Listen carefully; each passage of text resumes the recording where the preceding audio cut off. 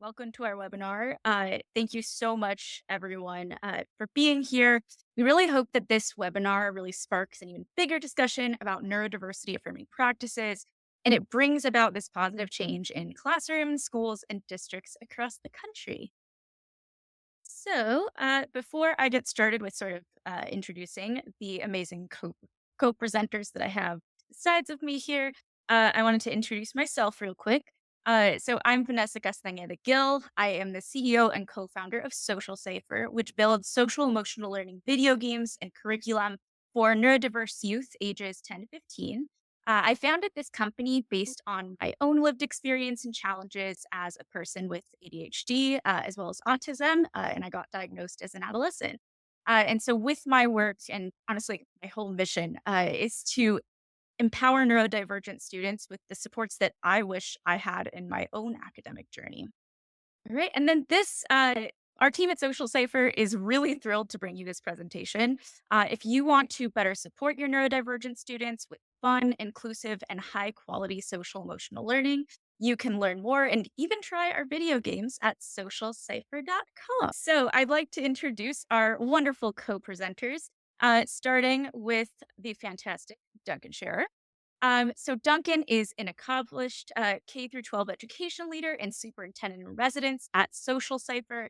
After working as a special education teacher, he pioneered a middle school program focused on student advocacy and social emotional learning for students with exceptional learning needs.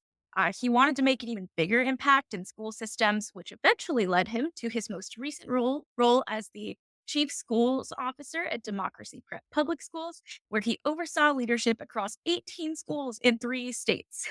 At Social Safer, Duncan now works with district administrators to implement their SEL curriculum and the innovative game AVA for neurodivergent students across the country.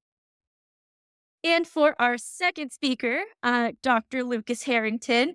Uh, Lucas is a talented clinical psychologist, author, and autism specialist. He uses his academic background and his lived experience as an autistic person with ADHD, and he's been able to deeply understand the families and youth that he supports because of it. He specializes in clinical areas like emotional regulation, disruptive behavior, and school avoidance. And we are so honored to have Lucas on our team and here joining us, where he has the important role of enhancing Social Cipher's SEL curriculum and ensuring that we're engaging, impactful, and neurodiversity affirming. All right, so let's jump into it. We're going to start with 2 poll questions, and then we'll head into our speakers' presentations. So I'd like to take a minute or two on the first question. Easy one. What is your role in education? Wow. Okay, so we have folks from sort of all around the sort of education space, which is super exciting. It means that we're going to get to a whole new range of students. All right, and then one more poll question. How familiar are you with neurodiversity? Okay. Yeah, mostly folks that are like, got a lot that understand the basics, a lot that are not really familiar or not familiar at all, which is great. Thanks for being here and wanting to learn more. We've got some neurodivergent people themselves, which is awesome. Me too. Okay, sweet. All right. Well, now we are going to go ahead and I'm going to start with asking a question to Lucas. Lucas, before we get into the neurodiversity affirming strategies that all these lovely people joined us for, would you be able to define neurodiversity for us? Yeah. So neurodiversity itself is not a philosophy or something that can be debated. Neurodiversity is just a fact. Different brains interact with the world differently. Some people's brains find it easier to use the left hand for writing. Some people's brains find it easier to use the right hand. Even when people are like little tiny babies, the brain doesn't start out as a blank slate. So like you put out a toy that makes noise, one baby might think that is just the coolest thing she's ever seen because her brain is reacting in a way that feels good. But then her twin brother might be scared of it, even though, same age, same background and everything. And so there's a lot of subtle variation that doesn't necessarily make that much difference in the day-to-day life. And technically, that's also a part of neurodiversity. But usually when people are talking about neurodiversity, they're thinking of the neurodiversity movement or the neurodiversity paradigm, which is saying that not only do we all experience the world differently, but it is good and natural that that's the case. And a big part of that is saying even brains have been traditionally treated like they're broken and wrong, autism or ADHD or dyslexia, those are just as valuable and deserving of respect as typical brains. So if you have a student who's reacting differently from the others to the school experience, which is a lot of times they're responding in ways that are very difficult for everybody involved, instead of thinking, how do we make this child stop reacting wrong? How do we make them react more like the other kid? We instead start thinking, what do we need to understand about this child's brain in order to set them up for success? And I do want to add, you don't even have to agree that something is good in order to act in a neurodiversity affirming way. It's like when I present on this topic, sometimes I show this video of a restaurant, a little pop-up restaurant in Japan. They provided a supportive work for people with dementia, called the Restaurant of Mistaken Orders. So if you look up the video, it's very, and I think most people will say that dementia is fundamentally not good. If we could cure dementia, that would be better. But the reality is, right now, we can't cure dementia. People with dementia exist, and it's important for them to stay out of place in our community. And so the restaurant goes in assuming that people with dementia are going to have difficulty with things that people with dementia usually have difficulty with. And then they plan the restaurant around it so customers and employees can still have a good experience. And so acceptance doesn't have to mean that we like how the brain is responding, how our own brain is responding or somebody else's. It just means we accept it is responding in the way that it's responding and how people respond. And can make them pretend like it's not stop helping. Like, tying down the and a kid left hand to the old day didn't actually make them right handed. Just those poor kids were having to do everything for weak hands. Great. So, yeah, if you could define what neurodiversity affirming means, that would be awesome. Yeah. So the heart of being neurodiversity affirming is that idea of respecting the realities of the brain. And so instead of taking the attitude of this person is doing things wrong, we need to get them on track, how the other people are doing it. Instead, taking this perspective of, oh, the current situation is not a good fit for what this person's brain needs. And so how can we try to meet the needs of our entire community? And a quick note, that this is a work in progress. It's not like you're supposed to be able to, or it's not like you're supposed to or necessarily even able to reach a point where everyone is just kept happy forever. What you're aiming for is an environment where people can trust that you'll help to resolve things as they come up, and that you're going to treat the disability related and other individual needs as just as legitimate and important as the more common. I think this is awesome information. And I relate to this a lot because of my own sort of diagnosis and experience as a neurodivergent person.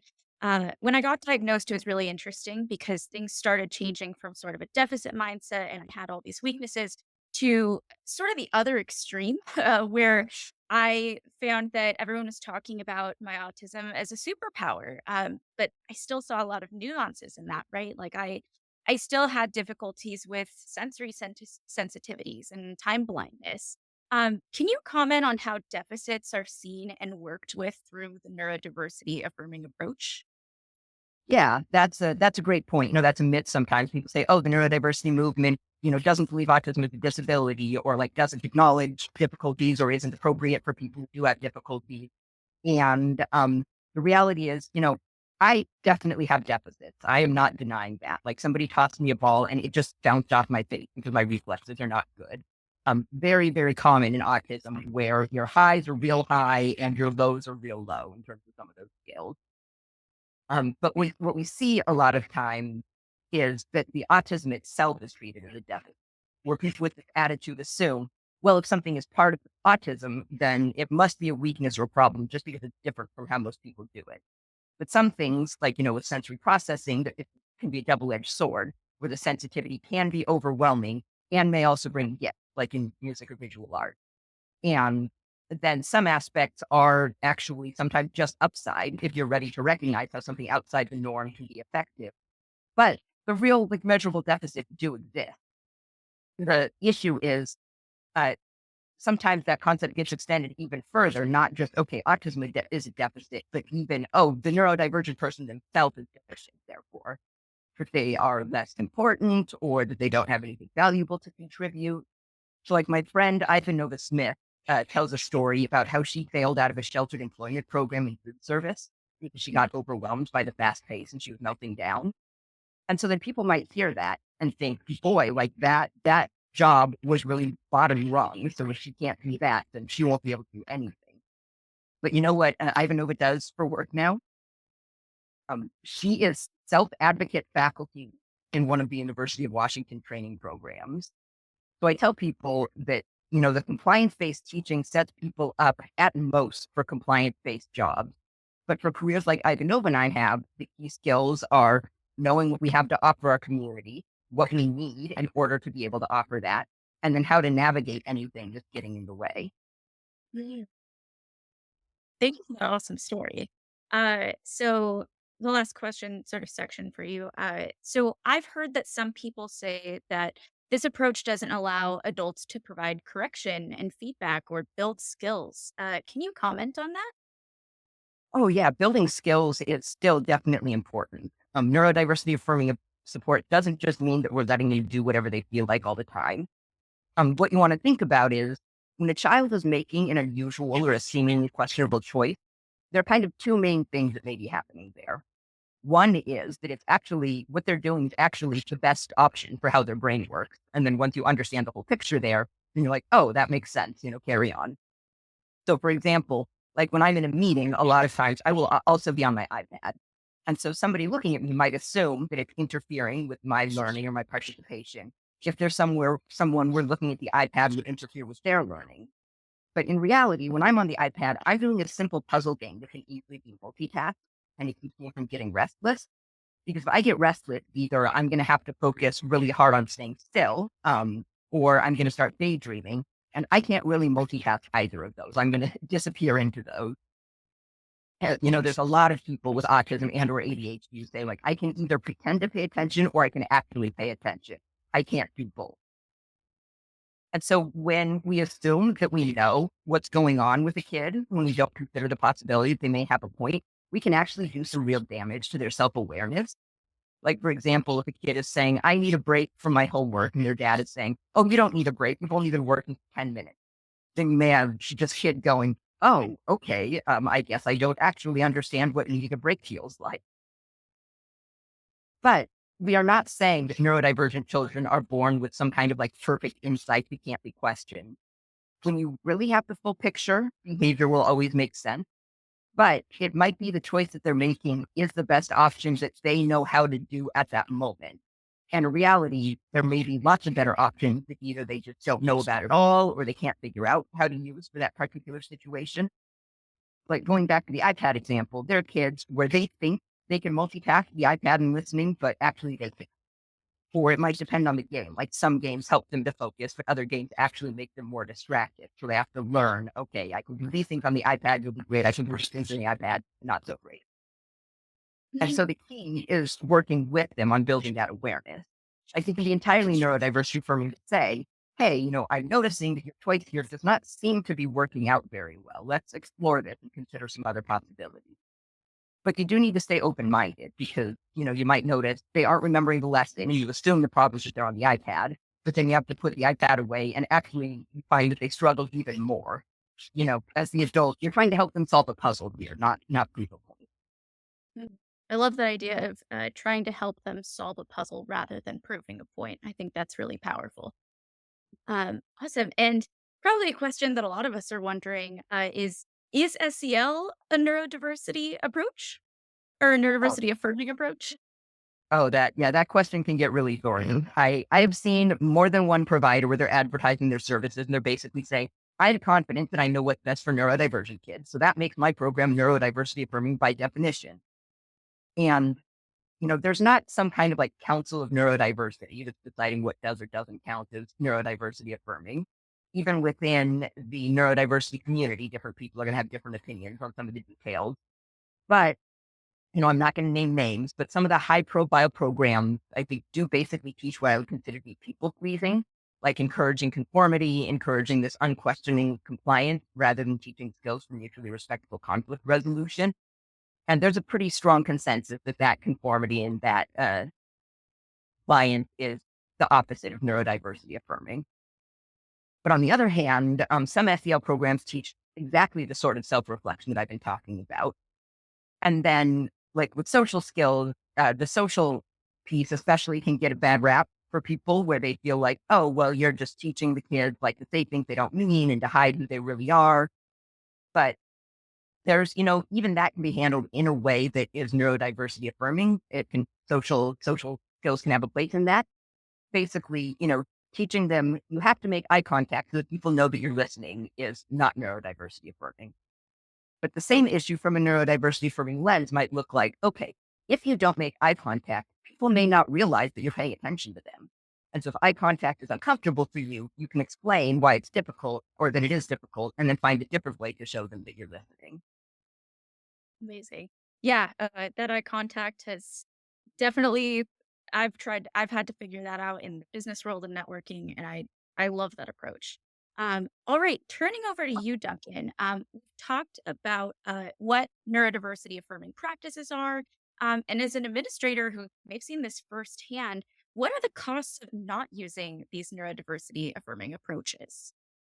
Well, first of all, just wanted to say, thank you, Lucas, for those powerful examples of neurodiversity affirming approaches. Really, really powerful sharing, and just really grateful to be in the space with you all today.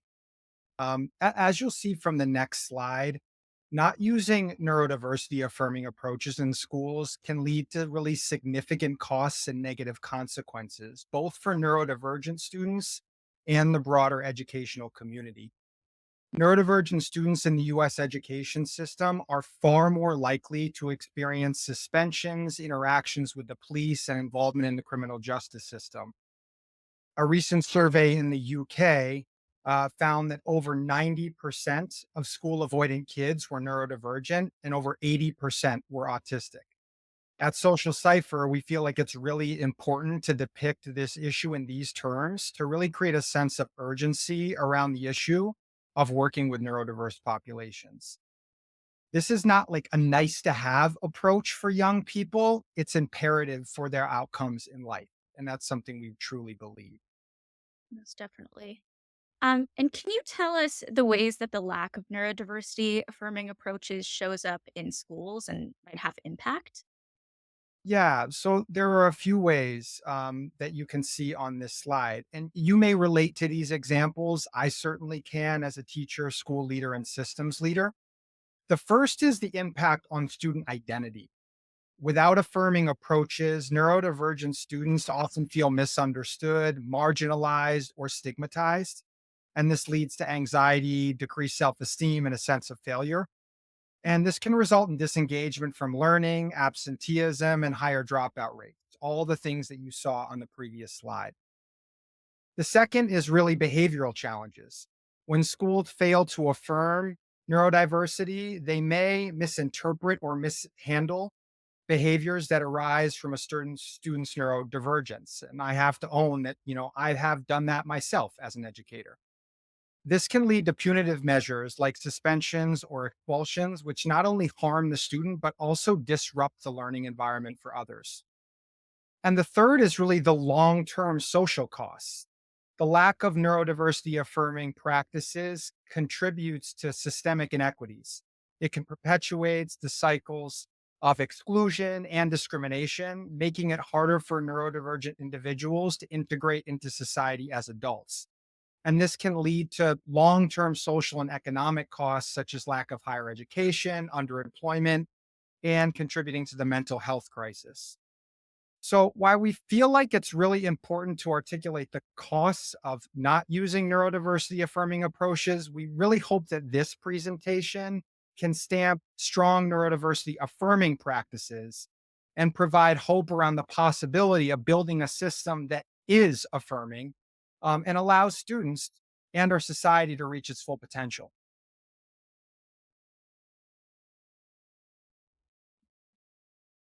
So, let's take a second now to also establish a vision of what schools can look like and establish that positive vision together. So, once schools are recognizing and valuing the unique ways that neurodivergent students think, learn, and behave, and are applying neurodiversity affirming practices, there's a whole host of benefits. Want to hit on some of them in this slide. When students feel understood and supported in their unique learning needs, they are more likely to engage academically and socially, and students can thrive by using their strengths. By accommodating diverse learning styles and sensory needs, neurodiversity affirming practices can reduce the frustration and the anxiety that often lead to challenge behaviors and then to discipline referrals. Instead of being punished for behavior that reflects neurodivergence, students are provided with strategies and supports that help them manage their emotion and behaviors more effectively. Affirming practices also help neurodivergent students develop a positive self identity. When students see the value in their differences rather than feeling deficits, they build confidence and are more likely to exhibit positive attitudes and actions in the classroom as well. And these practices also promote empathy and understanding amongst all students and staff, leading to stronger relationships and a more inclusive school culture. This sense of belonging and respect reduces conflicts and promotes cooperative social communication among students and adults. Lastly, I just want to make a comment here around just centering the educators in the room and really lifting up for myself and other educators in this work that when adults are able to build their toolkit in these affirming practices, they feel more equipped to support students. This is going to lower stress and it really builds hope that strong outcomes with students are possible. And as we all know, adults set the weather. When adults are doing better, students are doing better. Most definitely. And I think for me, as a former student who grew up with ADHD and autism, I've definitely seen from the student perspective sort of that as well as the opposite. And yep, very much agree. So now that we've established this positive vision of what schools can look like with neurodiversity affirming practices, how are these neurodiversity affirming strategies different from traditional behaviorism? I'll have you start first, Duncan. Yeah. So to paint this picture here, traditional behaviorism, which I think we have to say is what you see in most schools around America, assumes that motivation comes primarily from rewarding constructive or good behavior and punishing destructive or bad behavior. Neurodiversity affirming services assume that destructive behavior actually comes from an unmet need and that constructive behavior and motivation emerge naturally when those needs are met. Traditional behaviorism usually incentivizes children to follow a predefined solution to a problem, while neurodiversity affirming services explore a range of possible solutions to find ones that naturally earn the child's cooperation. So, we're not here to tell you what is or isn't effective for your school or kids. But we are here to talk about what's effective for a population of students. In our experience, traditional behaviorism might get you short term results, but it's never going to shift the paradigm and might not have any impact at all. To talk more about this, who's an amazing thought partner in this work, I'm just going to kick it over to Lucas to talk a little bit more about the contrast between traditional behaviorist approach and what Social Cipher is doing differently. Yeah. So, our curriculum, if you get a free Social Cipher account, we have a free sample for you of our curriculum that is all about trying new things. And so the traditional behavioral approach is for trying new things is to incentivize them. So reward the kid for doing something that they aren't comfortable with, take away the reward or impose some other punishment if they don't do what you want them to do. And then the AVA curriculum, on the other hand, assumes the kids have a good reason for being nervous about the new thing. And that does not mean that they're always going to feel that same way. It doesn't mean that we're saying that the thing is actually dangerous or intolerable, but we want to focus on actually working through those feelings rather than just squashing them down. And so the curriculum really walks kids through developing those essential self awareness skills. So, what are the situations where you're stressed and reluctant to try it? What coping strategies might help you be ready for that? Who can you turn to for help getting through it or for help finding an alternative if it's really out of reach for you right now? And so When you hit that, no rewards and punishments are needed because growing and exploring is its own reward when it's at the right level of challenge. Mhm. Amazing. Thank you. So we've talked a lot about the benefits of these neurodiversity affirming strategies and the costs of not having them. You both spoke about many challenging behaviors and how that often comes out of unmet needs as root causes. What are some examples of common student behaviors and their root cause that our audience should be out on the lookout for or might even be seeing already? Yeah. So here are some common behavior problems you might see, along with some possible reasons for them. So you might have students where they're just constantly late and disorganized because the executive functioning skills are challenging for them. You might have somebody where they're behaving disruptively because the environment is causing them sensory pain. Um, you might see them procrastinating where it's an anxiety thing. They're intimidated by a big project. They don't know where to start. You might often you will see kids where they become explosive when there's an unexpected change in the schedule that really kicks off their fight or flight. You might have a kid where they're distracting other people with their noisy stimming, with some of that repetitive behavior, because they're trying to manage their own understimulation. And you do want to keep in mind, these are possible reasons. It is always important to get information directly from the child and or from careful observation. Like somebody who's behaving disruptively, they might be in sensory pain if the environment is overwhelming, but they might also just be in physical pain for a toothache. Or they might be having anxiety about encountering a bully after class, or there could be any number of things going on. If somebody is stimming loudly, they might be in distress and trying to manage their dysregulation, but they also might just enjoy it and not realize that it's bothering other people. And if you say, once they realize that, they might be able to stop it. And so staying curious is just one of the absolute top keys to a good neurodiversity affirming approach. Definitely. And this is fascinating, and I'm sure everyone thinks so too. Can you please tell me a little bit more about the root causes of these common behaviors? Yeah. So remember what I said. When a child's behavior is unusual or challenging, either that is actually the best thing that they could be doing at that time, and you just don't realize it, or there are better options if the child isn't aware of them or is struggling to meet them and needs support to use them. So very often what you see is something about the environment is just kicking the child's nervous system into that fight or flight. And so they're doing things to try to help themselves feel safer. When you feel like you're in danger, it is very hard to care about anything else besides how do I get safe. And so, like one time I worked with a kid where he was very well behaved in the morning, but then in the afternoons he would act up. And then one day, I wish I thought to ask this earlier, but I was pretty young and I was inexperienced. But eventually I thought to ask him, like, what is going on with this? And it turned out this poor kid had sensory hypersensitivity, which, like I said, these can lead to incredible gifts, this responsiveness. But this kid could see the fluorescent light flickering. I didn't happen to get that sensitivity, so I wasn't even aware of it. And so this kid, he is antsy, he's distracted, he's getting easily upset about things that wouldn't have bothered him in the morning. But I think, pretty much all of us would probably be feeling that way if we were trying to learn under a strobe light, which is basically what was happening for him. And then other times, what you see is kids are not doing what we want them to do. And so they're not being disruptive. It's not we need to stop doing something. They're passive. They're disorganized a lot of times. That's a common issue. And so they might seem unmotivated. And so I was very much that kid, called an underachiever a lot. Like even in grad school, I remember I was digging around in my bag for a sheet that I just jammed in there and I pulled it out and it's all crumpled and like the class laughed. And when you're living with that, like people are always trying to give you advice, like, oh, just use a planner or always put things in the same place. That's what I do. Or like a common one that people would say that was I was especially hopeless at, people would say, oh, just do a little bit at a time so that it doesn't build up and get overwhelming.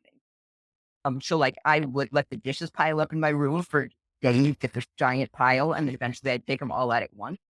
I'm a parent coach, and that is a very common thing that people complaining about is the dishes piling up.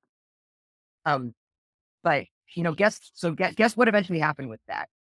It eventually turned out I had several undiagnosed and untreated conditions, multiple mental diagnoses, and multiple physical diagnoses. And so it became clearer and clearer. My habits were revolving around trying not to trigger those symptoms, but it was completely unconscious because I didn't know that it was not normal to feel that way. I guess I just thought like everybody feels sick, like just walking from the bedroom kitchen, and I'm just being a baby about it for some reason. Other people are, powering through better. And of course, because that was making me feel so sick, I did not feel like making that trip any more often than I actually had to. It actually made sense for me to be doing it all in one trip. And so the more that my conditions got properly treated, the more those organizational skills became easy for me and actually enjoyable once the barriers were in. And I'm not saying that that's the case with every kid who has organization difficulties. There's a lot of different reasons. Sometimes you just need to teach the skills, and then it comes along, or find a different strategy, and they stick with it well. But undiagnosed physical and mental conditions are actually very, very common for neurodivergent. And so you want to think a little bit about what that's like. You have all of these people telling you, oh, you just need to try harder. It's because you're not being consistent. It's because you're not practicing. If you keep practicing, it's going to get easier. And so then at first you go ahead and you practice. You're being a good sport about it. And it does not get easier. And so you try even harder and you feel even worse. And then at some point in there, listening to the adults starts to feel kind of pointless. You really start to question whether these adults know what they're talking about. And so a difficult kid is usually a demoralized kid, in my experience. And so a question that I ask people is, thinking about this experience that I had, if the kid came back to you in a decade and said, hey, turns out there was a medical reason that I really didn't want to do the thing. Like, are you going to be proud of how you handled that when they were kids? That that makes definitely a statement and is super true. And oh man, the amount I just related to everything that you were saying about getting a planner or doing things a little bit at a time hit me to my core. And I'm seeing in the chat for many people it also did. Awesome. Thank you for those powerful stories. Turning over to you, Duncan. From an administrator perspective, how can educators and administrators assess or address behaviors like these? Yeah. One thing I just wanted to say quickly that stood out to me from what Lucas just said is a difficult kid is a demoralized kid. And I think that that is something that really sticks with me. So thank you for sharing that. I'm actually going to start here with two stories that were really good learning experiences for me and places where I didn't initially get it right, even though myself and the colleagues I was working with, I think, had the right intentions. But I think they exemplify the process of learning and growing as an educator, which is really what this is about. So, as a principal, I had a student with autism who did extremely well with the intentional, structured environment that we built in the school that I led. But every time there was a change in schedule, particularly for a special Friday schedule, which most kids loved and was a really exciting time to be in school, he would just become extremely dysregulated, calling out, crawling under his desk, getting out of his seat constantly, and it took this happening 2 to 3 times over a series of Fridays and us reacting more punitively, before through conversation with him, we realized that he was just being severely impacted by the change in schedule. And so we collaborated to establish the solution of always providing him with a preview of the changed schedule the day before and asked him for feedback. And it took so little time for us, but it made an immense difference for him and the overall school environment. So it's one of those things where we try to center on like, what can we do? And sometimes it is as simple as collaborating with a student and sharing something like that that can make an immense difference. The second example also comes from a time as a school leader working with a student with ADHD who was chronically late to school. And we all know that chronic absenteeism is something that so many people in schools are experiencing right now. But this story really hits it home for me and why it was particularly hard for a certain student. So when the year started, we were meeting the student with ADHD's lateness with a very behavioralist carrot and sticks approach, which we did for most students. We rewarded them when they arrived on time and then provided the consequence of detention when students were late, this student included. But for him, it made no lasting difference. And I would say that for any kid who is experiencing chronic absenteeism, this was not a solution that worked particularly well. But for him, we really saw that it didn't work. And it wasn't until we really looked at the root cause of his challenge, which was really his executive functioning challenges, his challenges getting organized in the morning, and the fact that his mom, who worked a very early shift, was not home to help him get organized in the morning. Until we looked at those things, we didn't see progress. So we established a plan to give him a call in the morning. We mapped and practiced his bus route. We gave him some additional time when he arrived at school, once he arrived on time, to get himself organized, and then set some really achievable goals for him that we could celebrate. And it wasn't the perfect solution. We had to continue to iterate and stay curious, like Lucas said. But this level of individualization for a student that was at huge risk made a big difference. So I learned through this experience, but I think there are some approaches that are just core that any educational leader can use that is trying to support these common behaviors. Professional development that provides awareness on the strengths and challenges of neurodivergent students helps. Focusing on strategies for classroom management that support environmental needs and communication helps. The task of, especially at this time of the year, ensuring that everybody reads students' IEPs and then meet with students and parents to talk about those IEPs and develop, proactive accommodations really makes a difference. Um, and then overall, promoting a school culture that's safe, supportive, and inclusive helps. The reason I'm so excited about Social Cipher, though, with its curriculum and SEL resources and AVA, is that it provides an incredible proactive tool for building an intentional, proactive environment for neurodiverse students. I just want to close this question by also just sharing the sentiment that any initial transition to a new approach to common behavior can be bumpy. And there are factors that are just outside of our control as educators or feel like they're outside of our control. Um, and sometimes something you've been doing or feel like you get success with stops working and you have to adjust and stay curious. The work's not easy. It's deeply introspective and difficult, and it takes time, but it is well worth it for the development of educators and the outcomes you can achieve with students. That's so powerful, so fabulous. I wish I had had a Duncan and a Lucas in my academic journey. Because wow, the difference it would make. Um, so after all that, we reached an area where we're just gonna pause for a moment, reflect on everything we've learned. I just flashed up a couple of resources that are kind of a peek at what you'll be able to sort of access after these slides are posted in the edWeb community after the webinar to give you a little preview of what the rest of this webinar is going to look like. For the rest of our time together, I'm going to be doing another quick poll question. And then we're going to move on to our more free-flowing panel portion, and then we will do some audience Q&A, so make sure to get those questions in. All right, fabulous. So let's start with a poll on barriers. So we'd like to really know, before we move on to talk about barriers, we'd like to know what barriers you're facing. What's the top barrier that comes to mind for your district, your school, or your classroom when implementing neurodiversity affirming strategies? And I'll leave this for about a minute.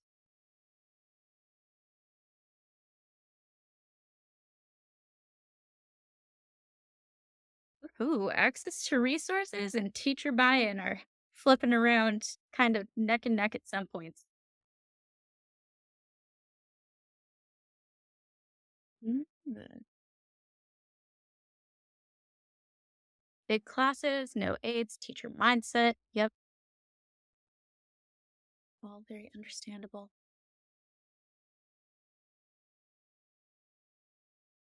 Ooh.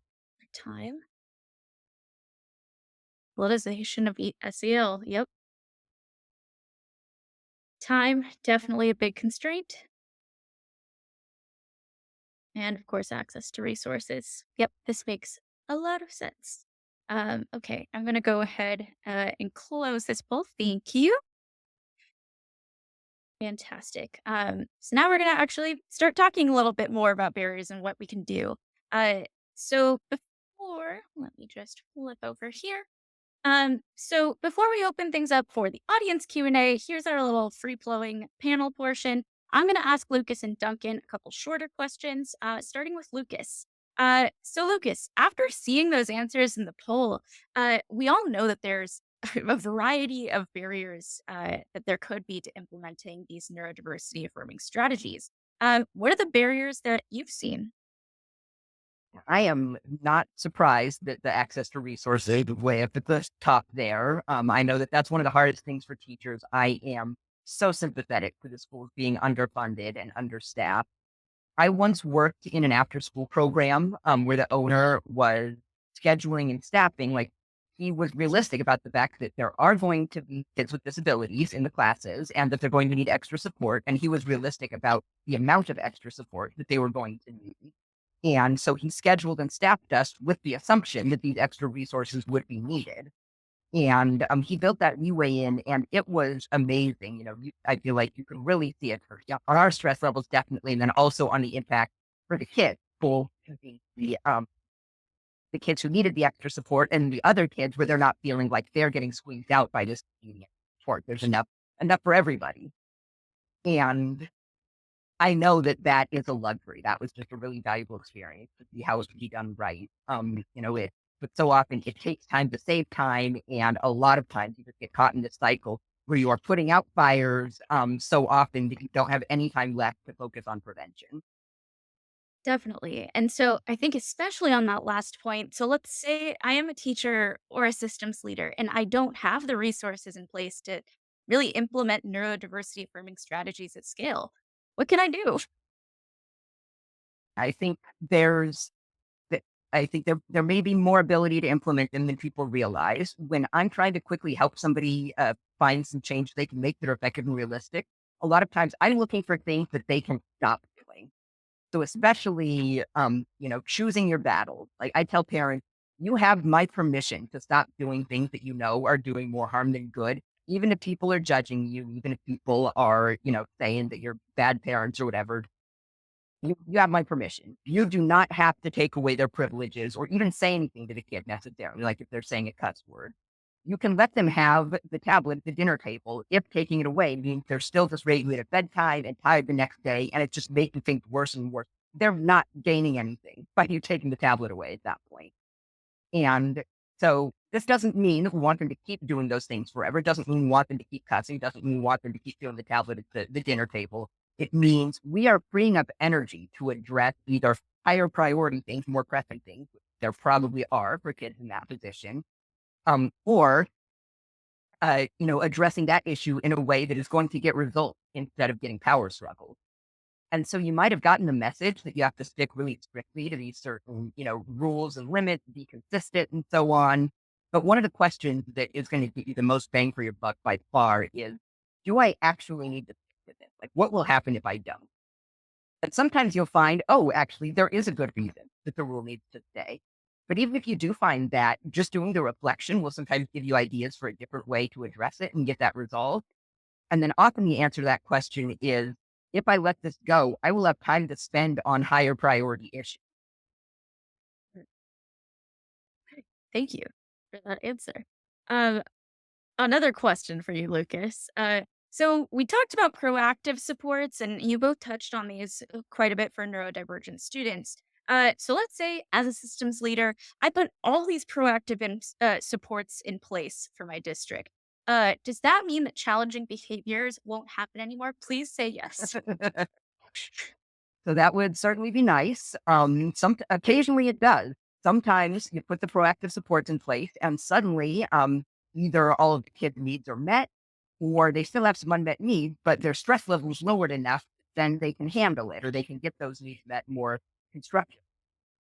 Or even just have the patience to deal with, okay, it's going to get met right now. But there are so many things that are outside of the school's control. Like, sometimes it's the circumstances. Like, one kid needs quiet, and then one kid needs to be loud, and you don't have the time or the resources to problem solve. Or two kids both really need your support right this instant. Or there may even be internal things going on that are just completely out of the teacher's hands. So, like, I saw a school just create this absolutely beautiful, safe environment, just like everything I could ever ask for. but this poor kid was still lashing out physically because they were having flashbacks. They thought that the danger was still with them. They didn't realize that basically they were trying to fight a memory. And so you're still going to need reactive strategies to de-escalate these kinds of situations, and then to help them process the things once they're thoroughly de-escalated. And a quick point, do not try to combine those two. Either they already know the behavior is a problem, or they're going to go on the defensive if you try to call it out in the heat of the moment, or both. Like they know it's a problem, but they're not going to admit it. And so you want to save that processing for when they're thinking clearly and able to really have a conversation. Um, and so our colleague, Diera, has made just this wonderful handout for you with both lots of different situations and proactive and reactive strategies for the various ones, which you can be recently after the presentation. So a lot more for you to delve into once we've wrapped up. Yes. Thank you, Lucas. Most definitely. Yeah. Make sure to check your emails after this presentation because you're going to get this great handout that has both of those strategies, which, as we've seen, are both needed to make sure we're really properly supporting neurodivergent students. All right. And lastly, for this panel part, Duncan, you're one of the newest members of the Social Cipher team. What made you want to work with Social Cipher? Why was it so compelling for you? Yeah, thanks for that question, Vanessa. I would say there's a few things that stand out to me. The first is the people and the commitment to the issues, right, that we're talking about here. These are the kind of people you want to work with in education, who are bringing personal experience and passion and research, and a real belief in what can be done differently to the table, and sharing that openly. And I think not only doing that through what is an amazing game and curriculum, but also in public spaces like this. I think matters a tremendous amount that we're talking about this with one another. The second is learning, the opportunity to continue to learn and to grow as educators. We never stop growing. Um, we're always going to meet a different student who's a little bit different than the one we worked with before, and we might be able to iterate and approach it. But every context and every student and every school and every community is different, and this is an organization that values that. And so that opportunity to learn and stay curious means is a tremendous privilege, really. Um, and the last is impact. I hope that people here will check out the product because I think it's really amazing. It's a really compelling use of technology that I think young people can relate to and connect with. That is also engaging with them on a deeply personal and impactful level. Um, there is a really, really great SEL curriculum that is targeted towards a population of students and supporting them in ways that I think traditional SEL programs do not. And I think it could have a really game changing impact on young people and schools and the educators that support them. Thank you so much for saying all that, Duncan. And we are, as you already know, we're very honored to have you on this team and bringing even more knowledge to our learning journey. And as a learning organization, and uh, kind of to build on that, if you want to check out a little bit more about what has attracted Duncan so much to our company, and you want to try the product for yourself, you can actually check us out, as well as our free SEL resource library, which is pretty vast, has a really good idea of kind of the things we do and a couple free activities and lessons. You can do that or try our game at socialcipher.com. And you can also book a demo to talk more with me. That QR code here. Great. And as you might predict, we have one more poll. That is right. We have almost made it with all the polls. So this is a really important question for us because, as Duncan mentioned, we are a learning organization and we're committed to bringing useful trainings and products to people like you. So after learning all this information on neurodiversity, what would you want to be able to train your team on and bring back to your team? What training topics on this subject would be most useful to your staff? Okay, lots at a classroom level. Very interesting. And an intro. Yeah, intros are definitely needed too.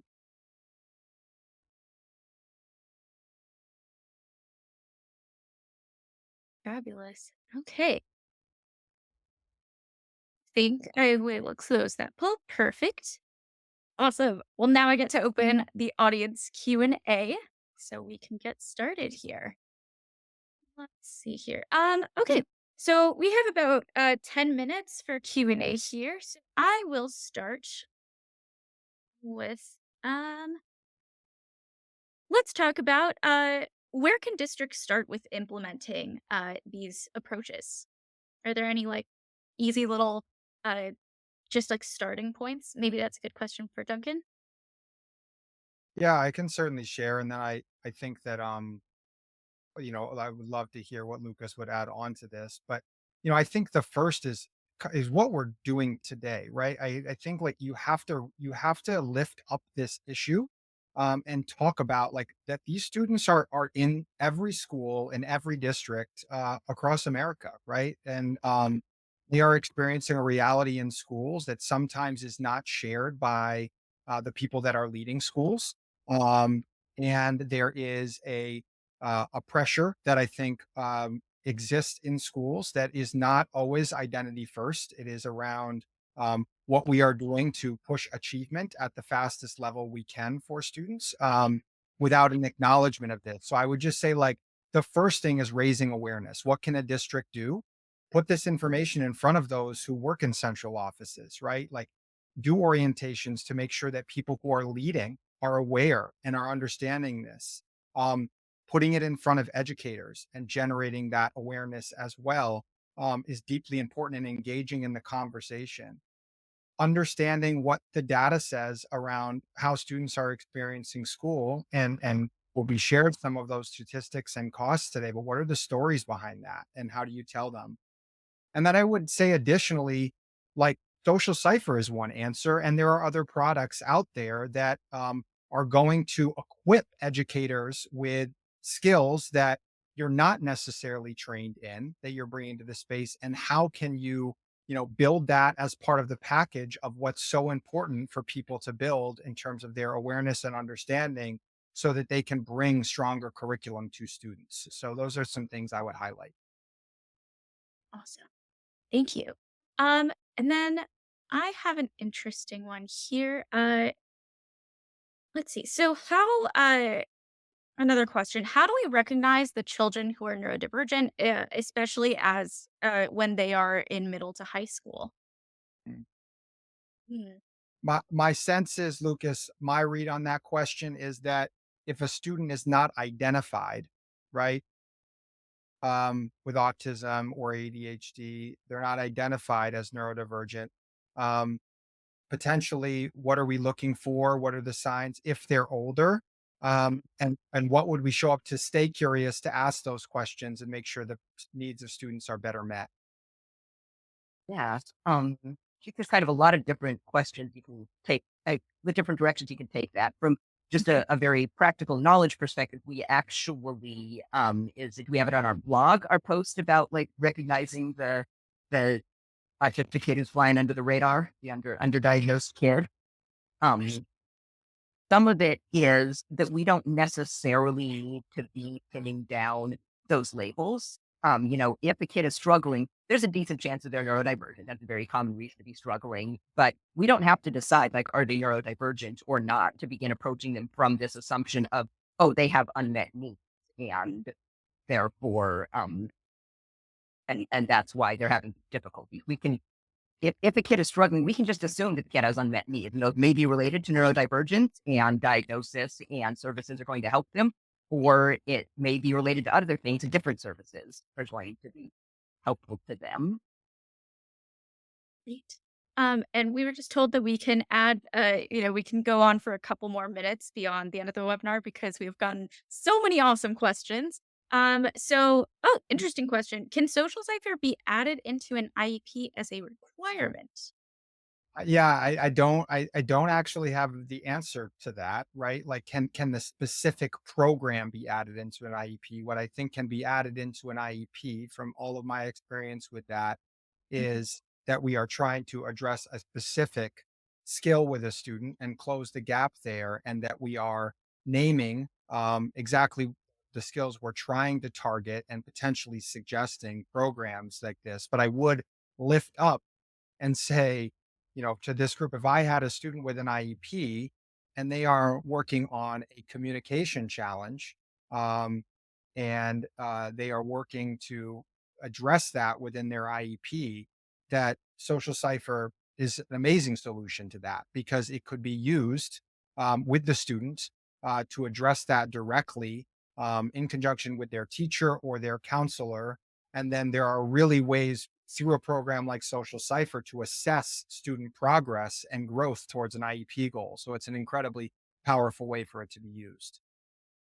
And Awesome. and another place that I could see it being added in is, a lot of time, when kids are dysregulated, there'll be something built in, they go to the resource room or, the kid where when they start school, they need some help to transition into being at school. And so they get to do something that they enjoy that's calming for them at the beginning. So I could see for being a very valuable thing there for helping them to regulate. And also, we've talked a little bit about like what if this was used kind of a lunch bunch type thing to structure that. So I think they are, in addition to building it into like teaching the skills, there's also a number of other ways that it could be very relevant. Wouldn't necessarily name Ava by name, but saying, that they have a calming activity or something, and then it would often be a good one. And then one more. What advice can you give teachers that are dealing with staffing shortages with special education staffing? Yeah, I mean, this is such a big question, right? Like, and I know that many schools are experiencing staffing shortages. I think the best advice I would give is to use strong research-based products in classrooms, right? I think that makes a difference. When you have shortages, when someone might be covering a class who doesn't necessarily have the background or the experience with a population of students, but have a deep care for young people and want to make a difference, the best thing to equip them with is strong curriculum and then strong training to be able to execute that.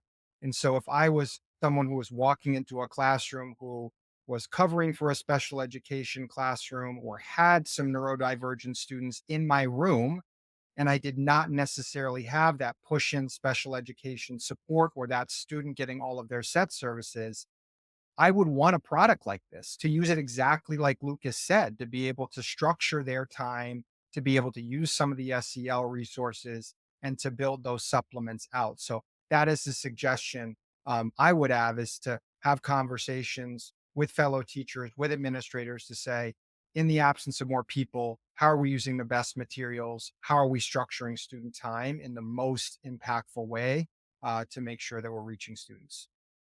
Uh, and Awesome. that and that's a great point. I think I'm thinking about the curriculum, and we have really tried to set it up so that it is flexible enough so that experienced teachers can tailor it to what their class needs, but also, detailed and structured enough that somebody who has no experience with these things can walk through it and have a pretty good experience. Um, so that's a fantastic point, especially when you got people filling in who don't have the background. And I think the big thing that I would add is more for people's own kind of uh, mental health, I guess. I talked in one of our previous videos about just really keeping in mind, like when you're dealing with the kid and you're very stressed out by them, like keeping in mind, like this kid does not want to make your life difficult. They are not trying. They probably do not want to be in an underfunded school any more than you want to be teaching in an underfunded school. And so just really keeping in mind, like it's you and this kid kind of stuck together in this bad situation, not you guys against each other. Awesome. Fabulous. Well, that's all the time for questions we have on this webinar. Thank you guys so much. And I think that we will be getting a question log of all of the questions that were asked today. And we'll try to find a way to respond to those. So maybe stay tuned with your inbox so we can send those answers out. A big thank you. Thank you so much to Lucas and Duncan for your time, your expertise, and your incredible passion for supporting neurodivergent students, which is very evident And thank you all for joining us. We sincerely hope that you learned something here today that helps you better support your students and that you keep learning and discussing neurodiversity in your communities to make a real change for the neurodivergent people of today and tomorrow.